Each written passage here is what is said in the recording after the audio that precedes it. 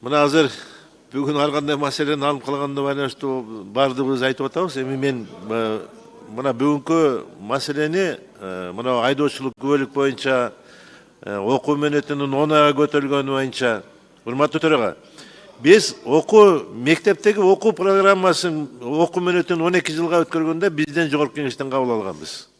Туурабы? Буга урматтуу президенти Садыр Нуркожоевич дагы аралашкан. Да туура 10 ай, 14 айга чейин жылдырсак болот экен. Себеби дегенде айдоочулардын тартиптери жок болуп атат. Ушу тартипти киргизиш керек деп атат. Булар эмненин негизинде 10 айга көтөрүп алышты.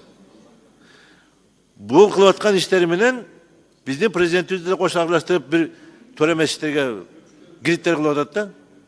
Ошондуктан муну азыр комитеттин чечимин эртерээк берсек, тез аранын ичинде муну парламенттик угуйла кылбасак болбой калды азырчы.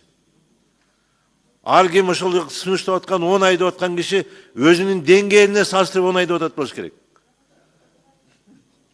Себеби дегенде мен 2 айда, же болбосо 3 айда окуп ала турган адамдын укугун тебелеп, мен 10 айга макул болуп, эмне үчүн макул болушум керек?